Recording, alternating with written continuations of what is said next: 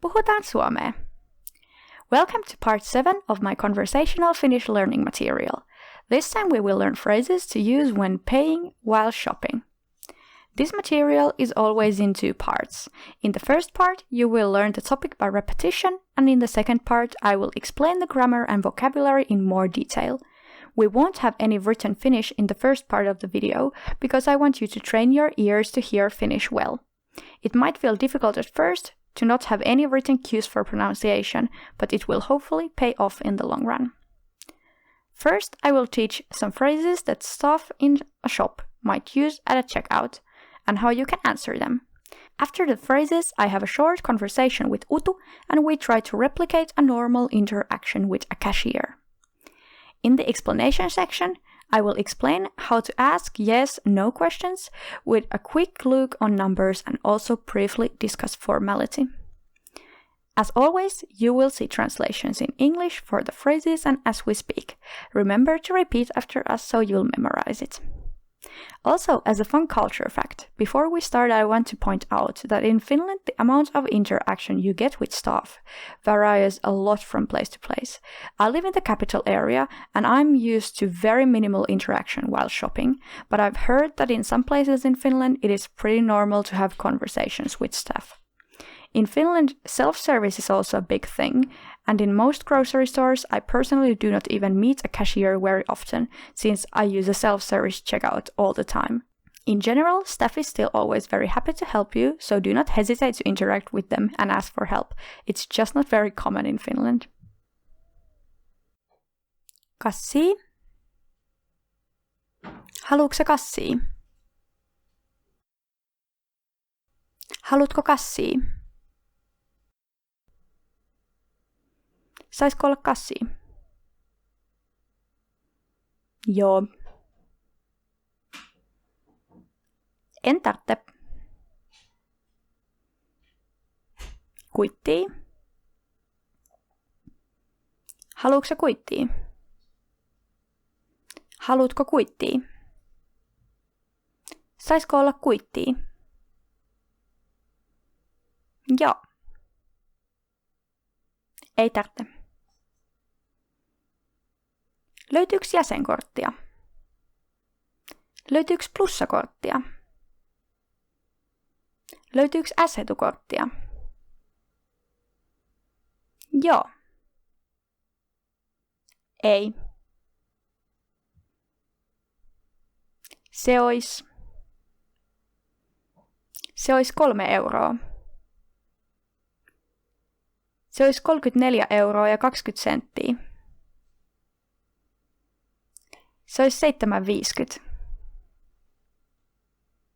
Kortti vai käteinen? Kortil. Käteisel. Mukavaa päivänjatkoa. Kuten myös.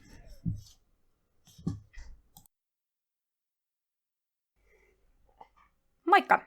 Se olisi 8,20. Ok. Saisiko olla kassia? Joo. Ok. Löytyykö jäsenkortti? Ei. Kortti vai käteinen? Kortilla. Kiitos. Mukavaa päivänjatkoa. Kiitos samoin. Now I'll explain some things we learned today. I also want to point out that this part of the lesson is always for understanding the topics more deeply, but not necessary to learn in order to speak Finnish. Let's start with how to ask simple yes and no questions. In Finnish, questions are formed with a question particle, very similar to Japanese if you're familiar with that language. The particle is ko or kö, based on the word's vowel harmony. For example, haluut means you want. To ask, do you want a receipt, you add the question particle to the verb. So you get, haluatko kuitin? However, ko and kö are more formal.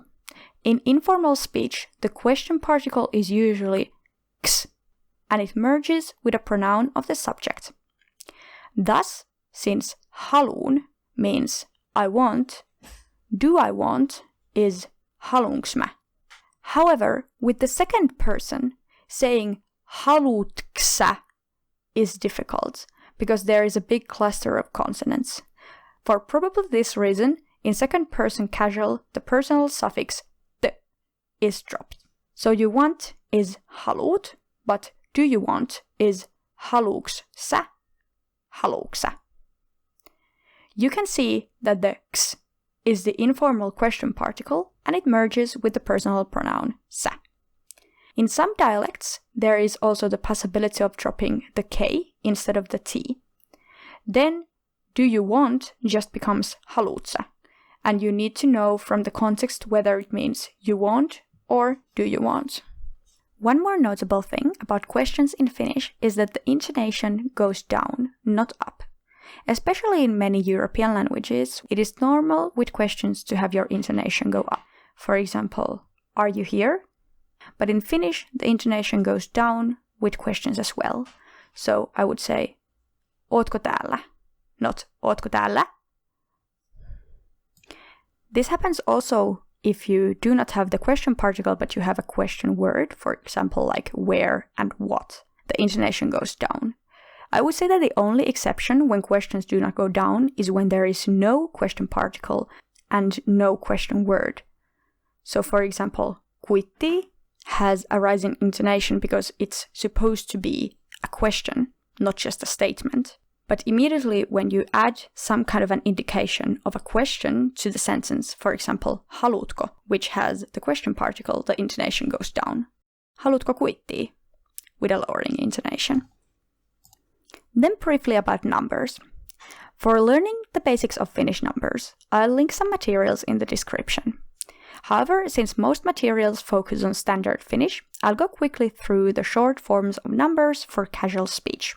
In casual Finnish, many numbers usually get shortened, but not every one of them. Thus, we have these words for numbers. 1, 2, 3, 4, 5, 6, 7, 8, 9, 10. Numbers from 11 to 19 work the same as in standard Finnish, but toista gets shortened to toist. So that gives us 12 is 12. With later tense, the 10 can get shortened to kyt. Thus, 20 is 20 and 25 is 25. Also, when discussing prices, if the price includes both cents and euros, then the currency is rarely mentioned, and the numbers are just said one after the other. 12,50. Usually we just would say 12,50. Then, let's next talk a little bit about formality. Finnish culture is pretty relaxed and informal for the most part. However, when needed, there are more polite speech registers for those occasions. Customer service staff might use different register because they are expected to be more polite, thus speaking in a way that you might not come across with friends or coworkers. When speech becomes more polite and formal, it usually starts to resemble standard Finnish. In part 5, I explain the difference between standard Finnish, called kirjakieli, and casual Finnish, called puhekieli. If you don't know what they are, go watch that video.